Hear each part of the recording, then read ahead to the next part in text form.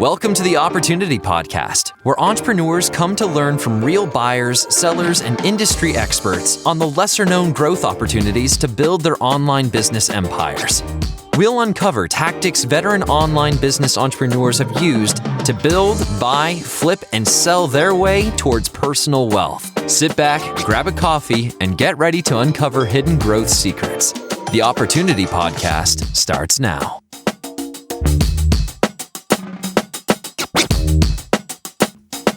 Welcome back to the Opportunity Podcast, your go-to resource for hidden growth opportunities throughout online business. We're your host. I'm Sarah. And I'm Brandon, and thanks for joining us for our latest episode. Today we will be speaking with Dom Wells, the former owner of Human Proof Designs and currently owns Onfolio, which is a lead acquirer and holding company of affiliate and content businesses across multiple niches within their extensive portfolio.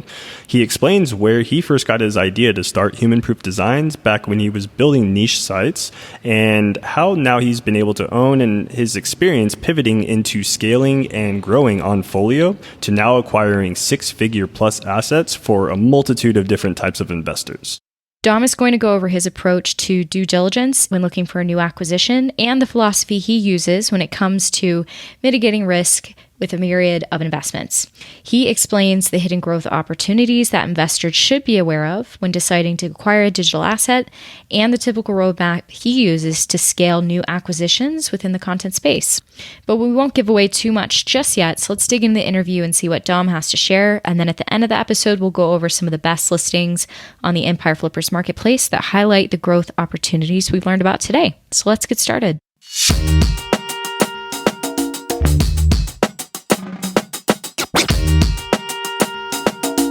Everyone, welcome back to the Opportunity Podcast. We are really excited to have Dom Wells with us on today.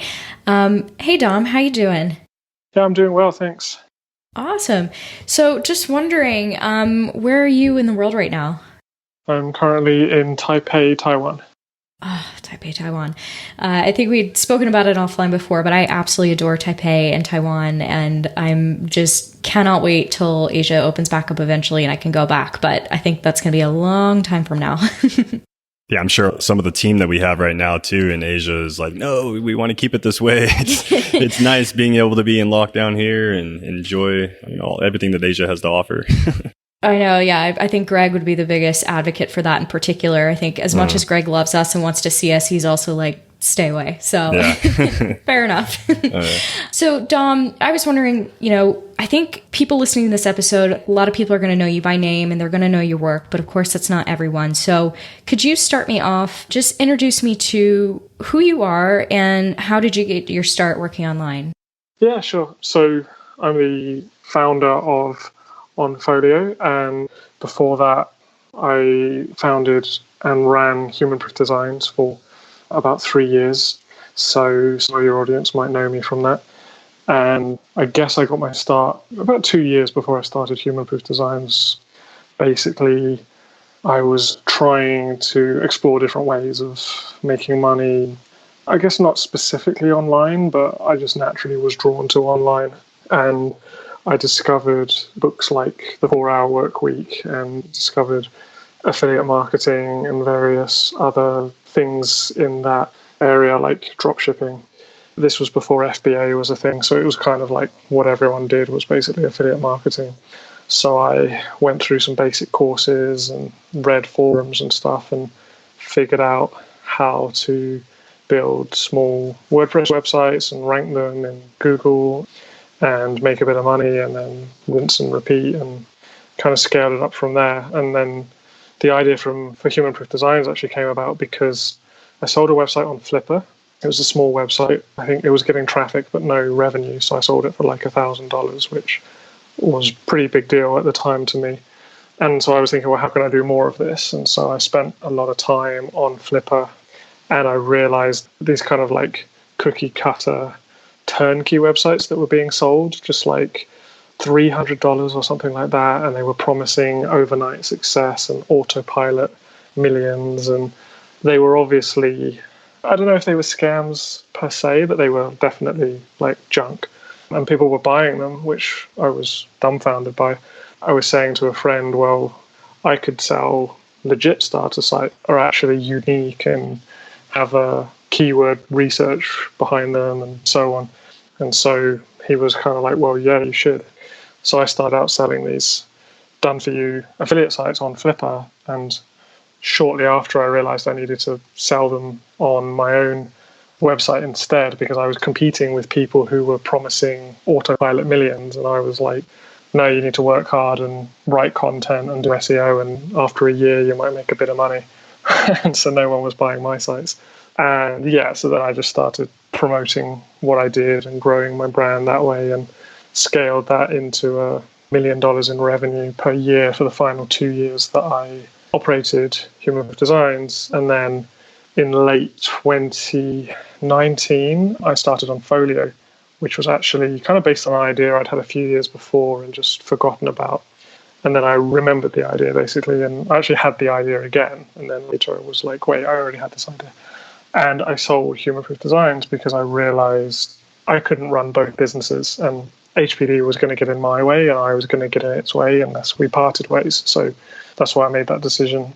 And then at Onfolio, what we do is we basically work with investors, and up until recently, we were helping investors buy websites and operate them for them, kind of like, someone wants to buy something from Empire Flippers, but they don't know how to run it. So they'll hire an operator and we would help them find the website, and then most people would hire us to run it for them as well.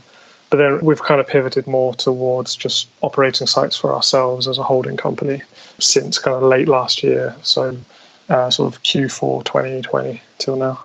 Yeah, that's really interesting. And maybe for our listeners who might not be familiar with Human Proof Designs or Onfolio, what is the biggest difference that you've noticed in the workload between those two companies? And what was it that attracted you more to Onfolio versus Human Proof Designs and managing that at the same time? The workload is similar, I guess, because both were fundamentally service businesses. I think I'm better. Building a service business goes better the second time around. So I probably structured Onfolio better from the start. Onfolio aligned more with what I was interested in at the time. So I was interested in buying businesses and running them and growing them. And I wanted to do more of that. And by working with people that had the money but not necessarily the expertise, I realized I could do that. Whereas at Human Proof Designs, it was a lot more early stage, working with beginners and people who were trying to get their start. And, that was great, but it was less, I guess I wasn't sort of a part of my audience anymore. So I just realized I was kind of ready to move on. And I couldn't, because I was really into Onfolio and what I saw as a pretty lucrative venture, I couldn't really cater to Human Proof Designs and Onfolio. So it just made sense to move on. And I think it was the right decision because the new owner has come in and grown Human Proof Designs without me, and I've grown Onfolio without Human Proof Designs. So we've just created a lot more profit for both companies out of that move. No, it makes sense. Basically had to split off and pursue that different venture. You were starting to hint to it, but I wanted to dig into this. Something that we had talked about before. You spoke about, your mentality when you had approached starting Onfolio and this notion of being able to improve the businesses that you were acquiring. I was wondering if we could talk about that, like if that was a light bulb moment going, oh wait, I can actually improve these businesses, or that's the way that I can really go about and, provide a service, and, that's sort of my value proposition. Yeah, I was just wondering what that looked like for you and if you could walk me through a bit of that mindset. Yeah, I think the specific thing was at the time, a lot of people weren't using Mediavine or AdThrive. And so there were a lot of AdSense sites for sale that you could just buy them and then take AdSense off and put Mediavine on, or AdThrive, or even Ezoic. And you just see like an instant uptick. You didn't have to grow the traffic. You didn't have to do anything. And we did that with a site, and it worked exactly as planned. And we thought, okay, that's interesting. And then we realized you could do a lot of other stuff as well. Like there were a lot of Amazon affiliate sites being sold that didn't have comparison tables, for example. And usually adding a comparison table will have an uptick in sales, like almost overnight. And then there were other opportunities that we'd noticed a few times. And so we thought, okay, this is really interesting because it's like you can basically buy something that's making $3,000 and a month later it's making $6,000. And how can we do more of this? Because we obviously don't have enough money to take all of the opportunities that we'd seen. And so raising money or working with people who had money was the obvious sort of outcome, the obvious answer to that. Okay. And real fast, you're talking about, adding comparison tables and things like that. For those who maybe are a little bit new and don't know what that is, could you walk us through that? Yeah, I mean, it's been done to death now, so people don't have to look far to see a live example. But basically, any affiliate site, if you Google something like best water filters or something like that, and then you click on a website, you'll find this long form article reviewing like the top 10 water filters or something. And then usually at the top of the article, someone put a comparison table where it's like you can see all of the 10 products, and then they've been rated. Maybe like, they've got a star rating and a price and some features and like ticks or crosses based on whether they have those features or they don't. And typically when you have an article that's like, hey, these are the top 10 products, they don't necessarily get as many sales as they could because people have to read the article and they're kind of like, well, which one is actually the best? You've just shown me 10 products. I want to know the best one. That's why I Googled best water filter. And if you add a comparison table that's like, well, this one's the best one, click here to find the price on Amazon, that usually doubles or triples the conversion rate of that article just because people are like, okay, cool, I'm going to go to Amazon. And then once they're on Amazon, Amazon does all the work for you. And so we found pretty consistently that adding those comparison tables had an uptick because we would put specific tracking IDs on the affiliate links in those tables, and they always increased the income of a site. Site might be making a few $1,000s a month and we'd add comparison tables in, or we'd add better comparison tables. And there was always an increase. Like, was it double? Was it 10%? That was the thing that varied across each website, but it was never not worth doing. Yeah, I've noticed that on a few content sites where they have these comparison tables, but then they'll also break it down where like, oh, our top pick is this guy, or, our best value item or product in this list is this one. Do you suggest that sellers, or even content providers are breaking these comparison tables into these categories, or do you just feel that the best opportunity is just to add comparison tables to your content in general? Yeah, I mean, what ultimately gets the best conversions is going to vary across website, across niche, sometimes even across articles within a website. But generally having them is always better than not having them. So it's like step one, add them in. And then once you've got them, then you can play around with, should we have 5 products? Should we have 3 columns? Should we have categories? Should we have like best value versus best overall versus best for whatever feature? That's where you drill it down even more and get another wave of conversion improvements. Awesome. I appreciate that. It's cool to hear you break that down. We've got some follow-up questions on that for later in the interview, talking about the sort of growth levers that you pull for your sites. But before we get there, I want to just circle back and talk about a little bit of the, the investment angle on this and what you do. I was wondering, how has your investing philosophy changed over the years, and what would you say it looks like today? I'm trying to think what my philosophy was a few years ago so I can remember how it's changed. But I think I was probably more optimistic about how easy it was to improve sites consistently, because there's a lot of case studies out there that are fairly cherry picked, where it's like, hey, I bought this site and I tripled the income in a day. But if you have operated 40 sites, you'll know that only happens a few times.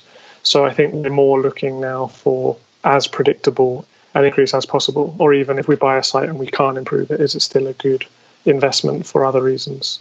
Whereas before we were like, the site's making 2K and it's garbage, we can totally turn it into a 20K a month site.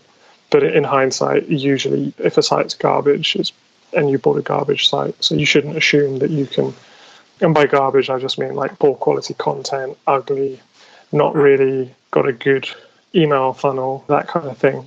You shouldn't assume that you're going to be able to sort of fix it up like you might fix up a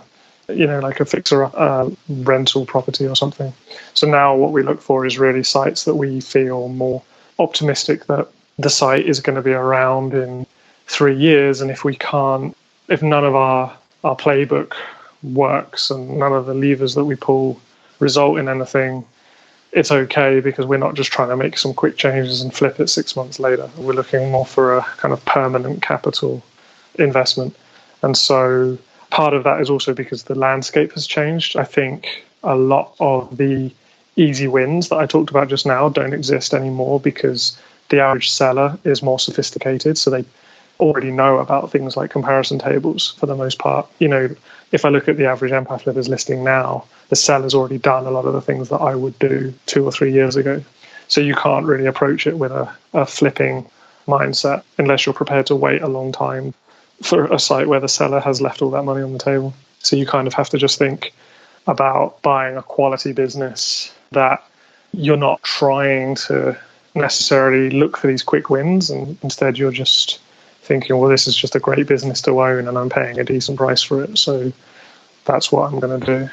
Yeah, it's interesting. Your take on that is kind of seeing the change or the shift, I guess, within these businesses that are for sale and noticing these changes that have already been implemented by the sellers. But I'm curious, you've been running human proof designs and Onfolio for a few years now.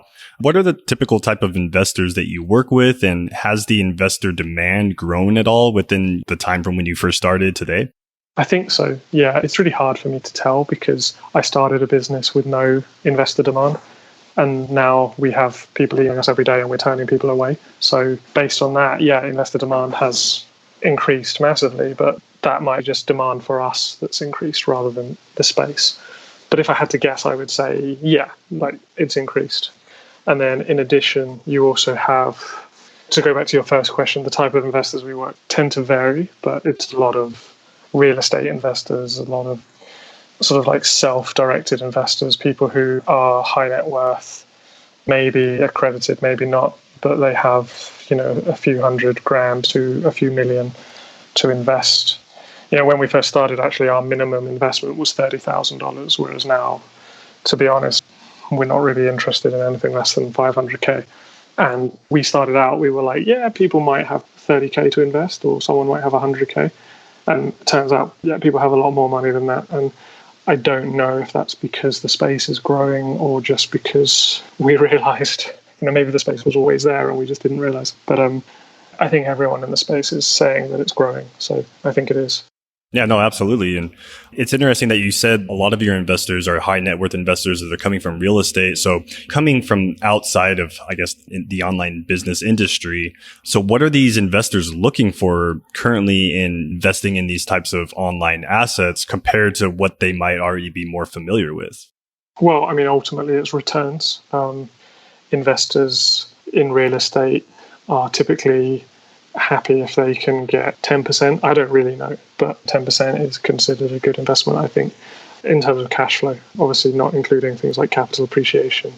Whereas you buy a business online, then it should yield 30%, maybe a bit less, a bit more, depending what price you pay and whether you grow it or not. But those numbers are astronomical compared to almost anything else. We're in the middle of a crypto bull run, so obviously a lot of people will say 30% is nothing compared to what Bitcoin has done. That bull run's going to end, whereas internet businesses will continue to provide yield.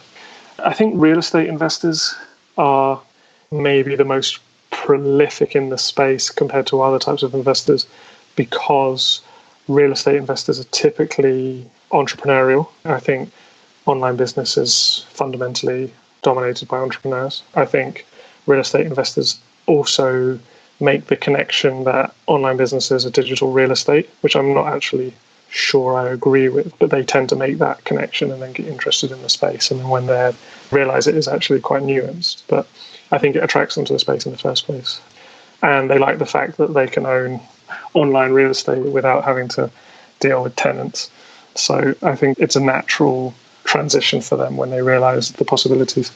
Yeah, I like that you just broke that down because I think it's something that we talk about on our side all the time, that there's certainly a potential relationship between, say, real estate investment or other forms of investment and obviously investing in online businesses. But I don't think anyone has sort of broken it down group by group the way you have. So it's really nice to have that picture. Now, of course, like you said, everyone's kind of coming in. They want those returns. They're looking for the ROI that works for them. But you're in a sort of a special position where you're striving for that, proper ROI for your investors, but you're also at the same time trying to mitigate risk for them. So how do you strike that balance for the investors that you work with? Well, there's two ways. One is you just analyze businesses in two phases, and the second phase is getting excited about the potential growth opportunities and all of that stuff. And the first phase is more about risk mitigation. So what are the risks in this business? Does it have a kind of bad backlink profile? Is it selling a scammy product? Is it in a niche that's super competitive, or is it in a niche that's not going to be around anymore, like in a year? Like, you're not going to buy a Pokemon Go website, regardless of the opportunities that you might see in conversion rate optimization. And so it's all about being as fussy as you can. And if you find something that passes all of your tests, then you can let yourself get excited about the opportunities. And it sounds kind of obvious, but I think the average person gets excited about the opportunities first and then overlooks some of the risks. And so it's a more disciplined approach to it. And then the other way is really just helping investors diversify. So because we've turned into a portfolio holding company, when people invest in us, they're sort of naturally diversified because we have a number of websites. It's like you guys have with EF Capital. The ultimate way to diversify is to just invest in multiple deals. And that shouldn't dilute your returns, but it should protect your downside. So that's the easiest way to mitigate risk. Excellent. I got fixated on when you're talking about breaking that down. It's like that first phase, second phase. I appreciate that you come to the table and you're basically, I think, giving investors a more holistic approach to their investment, saying, well, don't get too excited about these first growth opportunities. Like, we still need to talk about the second phase, the risk and what could happen and so on and so forth. But, in terms of that first phase, you've already mentioned a couple different growth opportunities that you like, things that are working, but I'd love to dig into that a bit more. Yeah, I was wondering what the levers are that you try to pull when you're growing and acquiring a new business. What are the things that you find that are just really working versus, say, others you might leave behind that aren't working? It depends on the context of the site. Like, sometimes if someone, for example, has an email list and they say it's never been emailed, that can be a huge opportunity. And we're like, okay, great. This site has 100,000 email subscribers. They rarely email them. Whenever they do email them, it drives more traffic or it makes more sales. So all we need to do is just email more. But sometimes it's a massive risk. More often than not, when someone says, I have an email list with 100,000 people and I've never emailed them, I say, right, so you don't have an email list then, because if you've never emailed your subscribers and I take that business and I start emailing them, like, I just have no idea what's going to happen. What normally happens is you get spam reports and that's the end of the email list. So it really depends on the context. The same, sometimes there's a business where the seller will say, I haven't done anything with this business all year. And one person might think, oh, great, that's a passive business. Whereas we might look at it and say, like, in some situations, yeah, it's a great opportunity. And in other situations, we might think, well, this business is sooner or later going to die because it's been neglected for so long. And it's really hard for me to give an actionable way of differentiating between them, because I know someone might be listening now being like, cool, so how do I tell the difference? And it's really hard to give something because it depends on so much. But if I try and give some examples, yeah, I would say, if you have, for example, an email list where there's a business and maybe they send email, and maybe they have an automated email sequence, or maybe they just send emails like once a week and they drive revenue, then you know that this is an email list that's good. And the seller maybe says, I only send one email a week because I don't want to spam my audience. Whereas we run enough businesses to know that your audience are busy and they typically don't notice or care if you email them every day. So if you do start going from emailing them once a week to emailing them every day, all that happens is you just make more money. Whereas if there's someone that's like, well, I've never emailed my list, then that's fine, but you just have to be prepared to buy that business knowing that if you do suddenly start emailing the list, it may or may not work. So don't buy it purely because you think that's a win. And then the same things can apply to SEO. Probably 5 years ago, you could buy a business that had bad SEO. And if you were good at SEO, you could just do your SEO magic and the traffic would skyrocket. Whereas now, most of the time, SEO is such a black box that you don't know if you're even going to have a positive result, or the next Google update could come along and everything changes. And so all bets are kind of off with SEO. And so we don't really use that as a lever anymore. We just look at SEO from a risk perspective. Like, we're not like, can we double the traffic? We're more like, can we halve the traffic by mistake, or like Google doing its thing. So another lever will be some of the things I talked about earlier, like, okay, can the content be optimized for conversions, or can we add on a product like an ebook to this? So we bought a business a year ago, and it got, I think when we bought it, it was getting about 700,000 page views a month. And the seller wasn't doing any email marketing because they're not email marketers. We find a lot of sellers are single channel discipline. So they're good at one thing. So they didn't do any email marketing, and it was in an informational niche. So we were like, okay, we don't know for sure if we're going to be able to do anything with the email because of everything I just talked about. But with 700,000 page views a month, like, we should be able to do something. And so we added some ebooks in and added some lead magnets, and we started getting 100 subscribers a day, and we started making ebook sales of a few $1,000s. And then we kept adding content, and the site grew to, I think now it gets about 1.1 or 1.2 million page views a month. So basically, when we look at sites now, we think, okay, yeah, like, is there something we can do with email where probably we can add something on? And so we'll now avoid a site, for example, whereas maybe a year ago, we'll avoid a site that's just like a generic Amazon affiliate site, because it's like all of the optimizations have probably been done. The seller's already got all of the comparison tables and everything done. And so can we add emails? Probably not, because like no one's going to sign up for a water filter email list, going back to that example. And so we want to look for things where we think we can build an audience as well. So like a hobby website, a crafting website, something like that, where you can build fans of your site. So you're not just a random website that no one would be upset about if the website was gone the next day. Instead, you're building a fan base.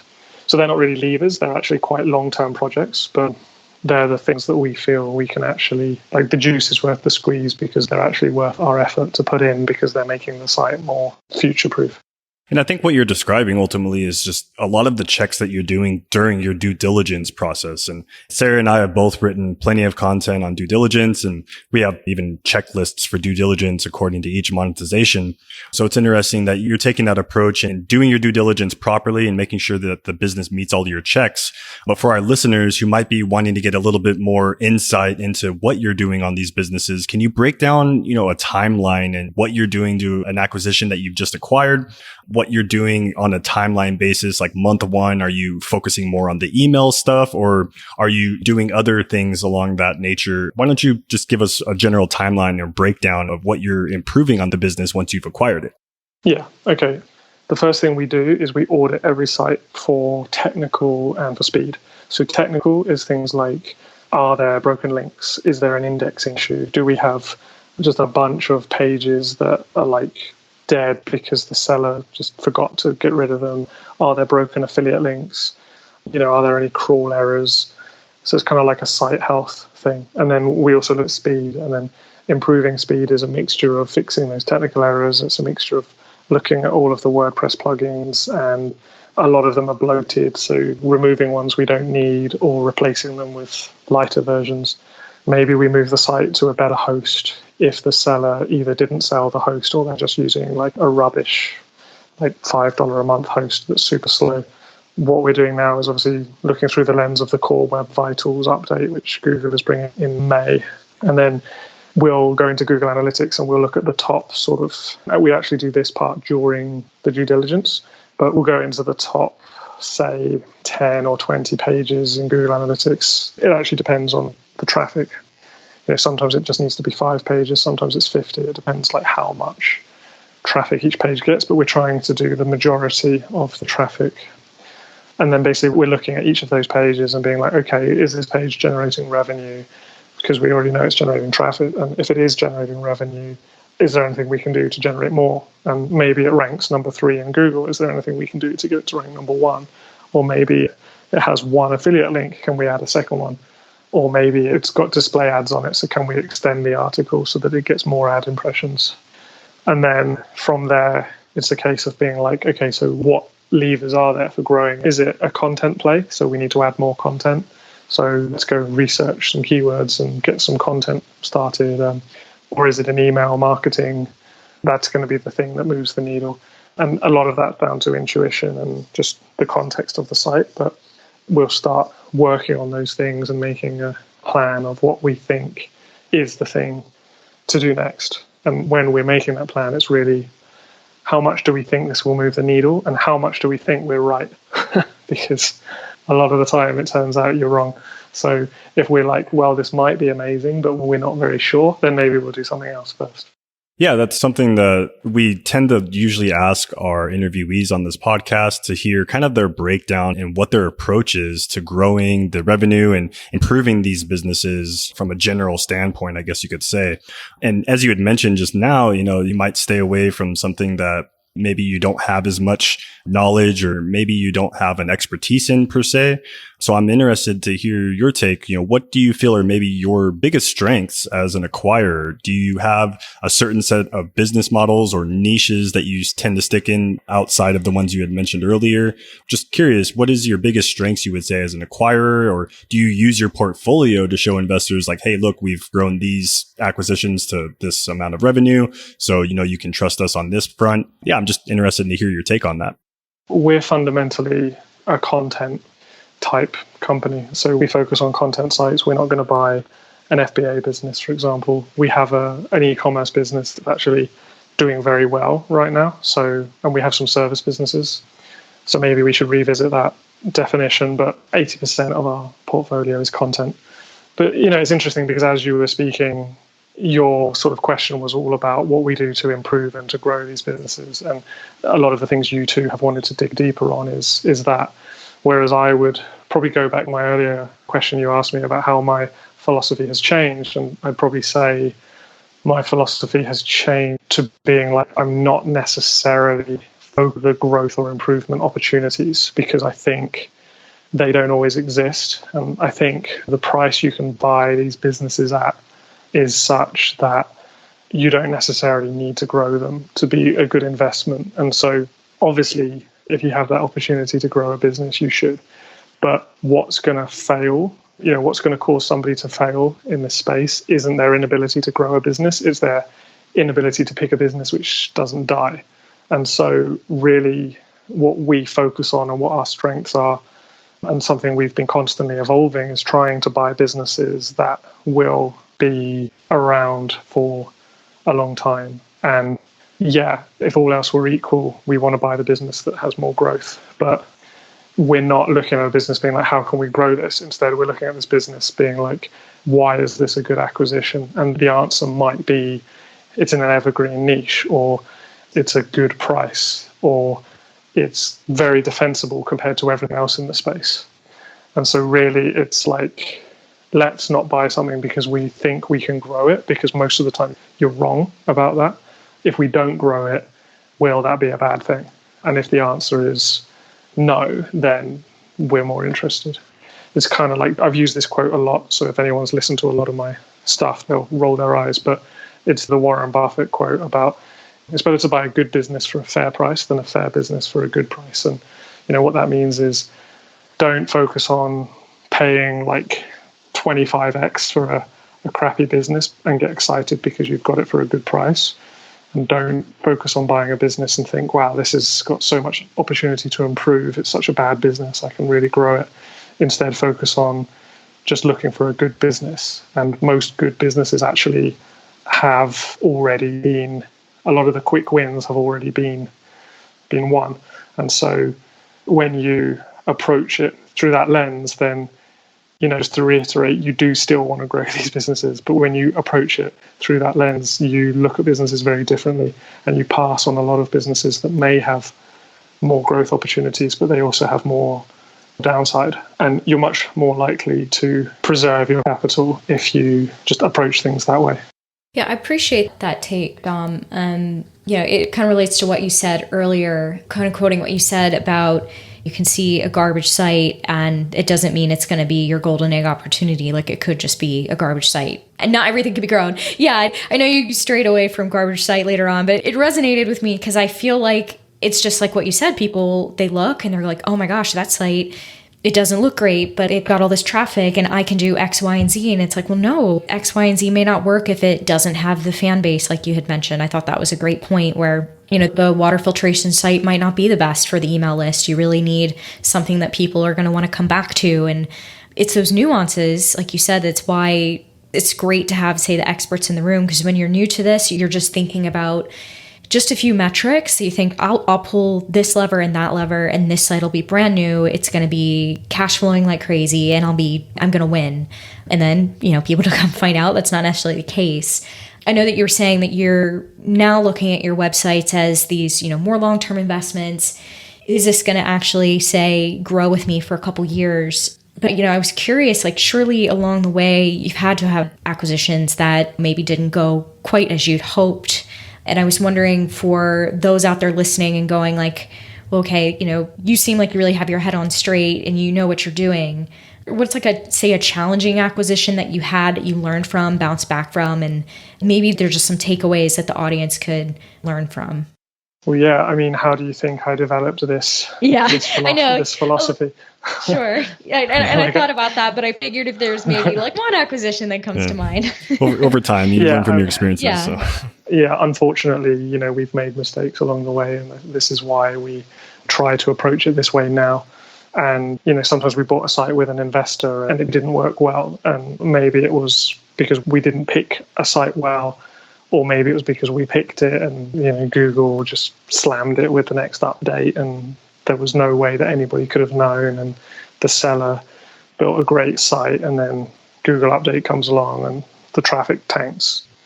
And so that's probably the scariest thing, because I think up until maybe 3 years ago, you could buy a site and as long as you didn't do anything wrong, the traffic was going to maintain. Whereas now, the best sites out there, well, maybe not the very best, but some really good sites, just you look at the traffic history and it's just been going up and down with every update since, I don't know, around 2018 when Google seemed to change how it does updates. And so we've had acquisitions where we bought it and then a few months later there was an update and the traffic went down and we carried on working, and the next update the traffic bounced back. And sometimes it's the other way around. We buy one that has done okay and then the next update it skyrockets. So it goes both ways. But typically that's been what's really dictated the results of the acquisition. It was whether a Google update smashed the traffic or not. Like, I think there's only been 1 or 2 acquisitions where that wasn't the case, and that was, I don't mean where 1 or 2 where Google didn't smash the traffic. I mean 1 or 2 bad ones where it wasn't related to Google. And that would be maybe one where like Amazon changed the commission structure, which is pretty well documented, and one where we actually bought it because it didn't have Google traffic. It relied heavily on Pinterest, but then the Pinterest account got banned and we got it back, but the traffic, was pretty much gone for a month while we waited to get the account back. When it came back, it didn't quite come back the same. So I think apart from the Amazon case, it's always traffic related. So without traffic, these sites typically don't make anything. And so really that is what can make or break the investment. Yeah, traffic is very important, especially when it comes to content businesses and making sure you're mitigating that risk when it comes to traffic. And you've experienced these Google updates and you've had both spectrums of the wins and losses in this. So I'm curious what your future take is on online business acquisitions within the content space. Do you think there's going to be more of a push to get more social media traffic or more SEO traffic? What is your take on the future of acquiring these types of businesses? I think owned traffic is always going to be the best. And really, your email list is the only thing you own, which is probably why I've focused on it a little bit in these talks. Your social media traffic is only as good as the social media platform. I mean, Donald Trump should have built an email list, not a Twitter following.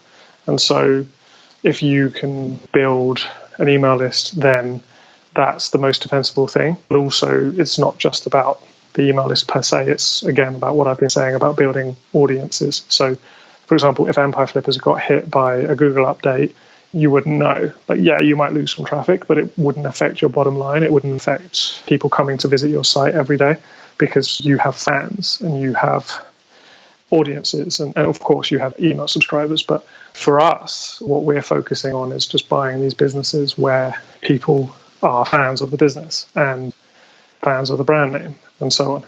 It's harder because typically you have to try to maintain that when you take it over, and maybe you can't just buy a site and let it be passive. But we're not trying to do what's easy, we're trying to do what works. So that's what we focus on in our acquisition philosophy for the last sort of year or so. I think it's a great point. I still want to talk about like the future of acquisitions and maybe take it in like a little bit of a different direction here. I'm wondering what you think. I know you said earlier that more investors are coming to this space and you think this is just going to continue to rise. But I mean, do you have any idea of, maybe how much that's going to rise? And I suppose if you were going to make a somewhat pitch to other people, why you think others should start considering investing in online businesses? Yeah, I think it's going to continue to rise just because it is continuing to rise, and I don't see why that would stop. Mm-hmm. So it's like, well, it's a great space to be in. More people are being aware of it. Honestly, like companies like yourself have been growing the pie for a long time, and as more operators like what Onfolio does and other businesses, Domain Magnate, alpha investors, that's going to make it a lot more accessible to the average investor. And EF Capital, up until maybe 3 years ago, this was a space that really was dominated by people who already knew how to do internet marketing. And it would be like people who knew internet marketing and maybe had some capital, and then they would buy more businesses. Whereas now you're seeing a lot more kind of retail investors who are realizing they don't necessarily need to run these businesses that they buy. They can hire people, or they can invest in funds or in different vehicles and get the returns without the operational headaches. But basically, what has been traditionally an active investment arena is becoming more of a passive investment arena. And so I think that is going to just continue to be the case. And yes, multiples are going up, which means returns are going to go down.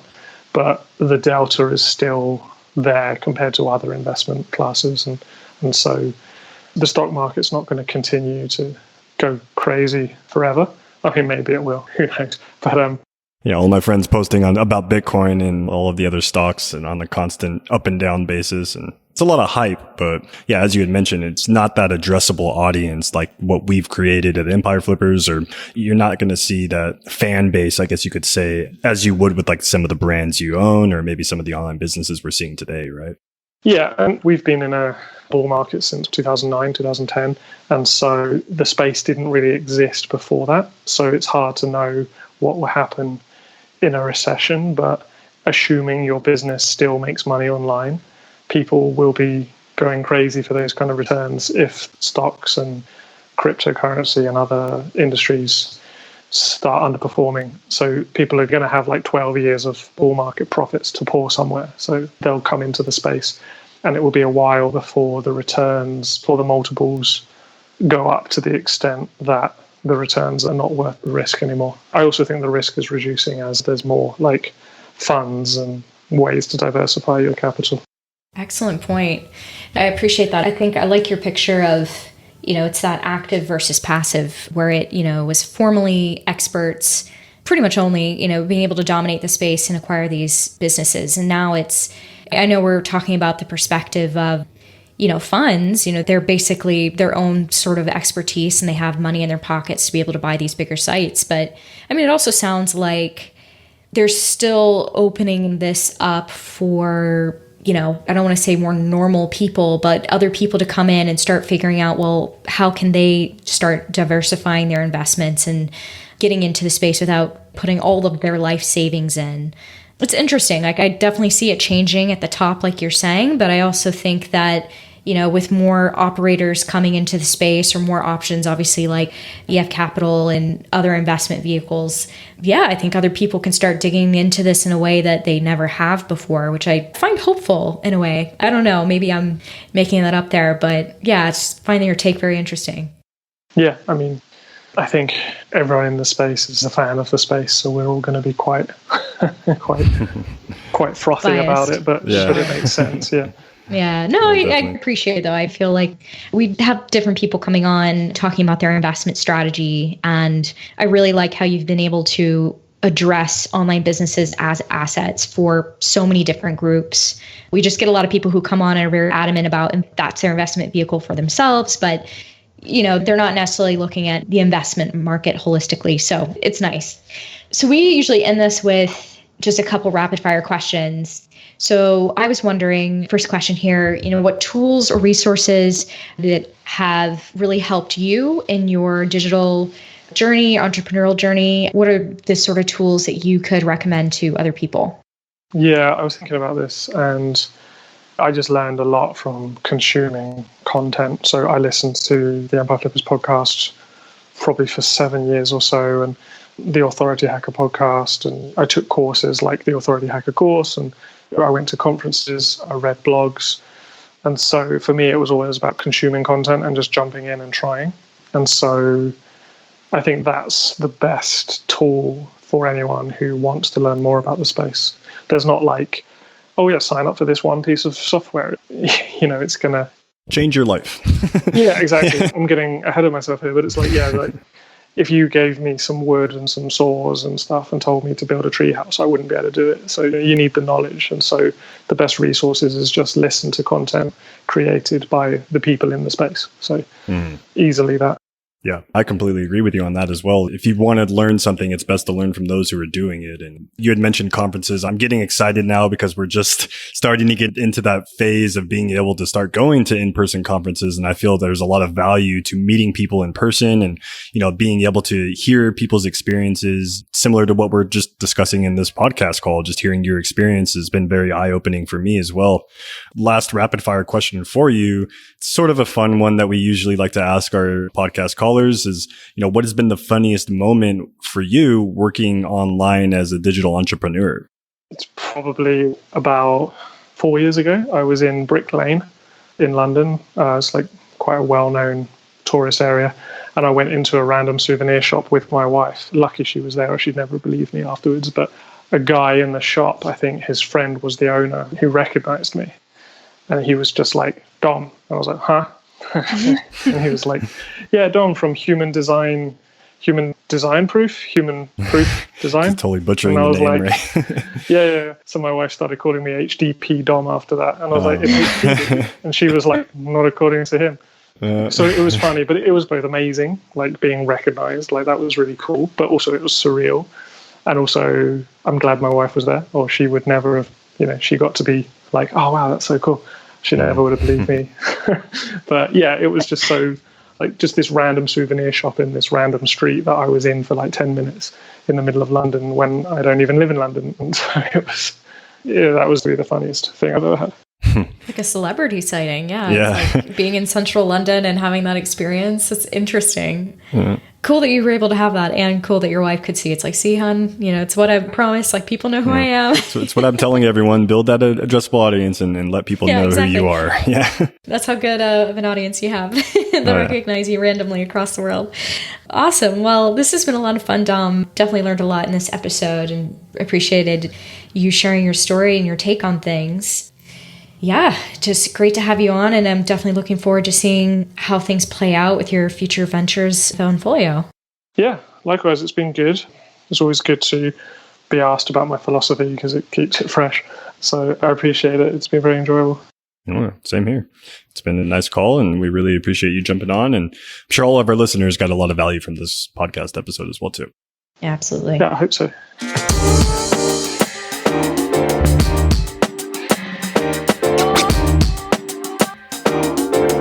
Hey everyone, as promised, now that we've wrapped up the episode and learned about how you can search for content sites based on mitigating risk, we wanted to connect you with some of the best listings in the content space. So first we have listing 48865, which is a dropshipping site in the entertainment niche. So the top level things that I really enjoy about this business is that the seller has included training video walkthroughs as an asset with this business along with SOPs. So if you already have a team in place and you're looking to take over this business and acquire it, the transition period shouldn't be as difficult having these extra SOPs and videos that your team can utilize to bring them up to speed with this business. Another great thing that I noticed with this business is that there's also included a discount guide for the team to reference to and inventory trackers. So you wouldn't necessarily need to be doing most of the operations as far as tracking the inventory from your dropshipping suppliers on the back end, since a lot of this data has already been put into a nice dashboard for you that is included with the business. Also, the seller has been approached by multiple other brands within their niche wanting to sell their products on the website. The fact that they haven't been able to implement these products into their business just based on not having enough time also shows another great opportunity for a buyer that could, implement these products into the business model and also scale their revenue further, now having more options for the customer and the audience to choose from. There's 2 VAs that handle the vast majority of the admin tasks for the business, which does include customer service and processing the orders. So as the owner, you can manage these VAs or maybe even just delegate the operations to these VAs and ultimately monitor analytics from there and make sure things are running smooth. Awesome. Yeah. Hearing some of the things that you like about your business, Brandon, it makes me think of the couple highlights I had on mine. So listing 50337, it's a digital product affiliate display advertising and Amazon KDP business in the news and education niche. The top few things I liked about this business, speaking of team, because the current contractors won't be continuing on, the seller has created extensive SOPs that will be included for all job operations. So if someone has a team that they would like to bring in, they should have basically all the right SOPs to ease over that transition. And then for this business, clearly it's got well-diversified revenue. The business, it earns most of its revenue from digital product, course and ebook website sales. That's about 68%. There's affiliate, so sponsorship and affiliate, 17%. Advertising, that's AdSense and Facebook video ads, about 13%, and KDP, which is about 2%. So that's great. Got a really, really nice spread there. And then lastly, in terms of growth potential, the seller hasn't focused much on performing any link building for the business. So that serves as a really nice growth opportunity for a buyer to consider if they've got an SEO background and would like to build up links. So that just about wraps up our episode, everyone. Thanks again for tuning in. We hope you've gained some valuable insights to the opportunities digital acquisitions offer. Click the link in the description or visit empireflippers.com/marketplace to learn more about these businesses or other listings currently live on our platform. And if you've enjoyed this episode, be sure to leave a comment and subscribe to this channel for more great content that'll be released soon. So until next time, we're your host. I'm Sarah. And I'm Brandon, and thanks for tuning into the Opportunity Podcast.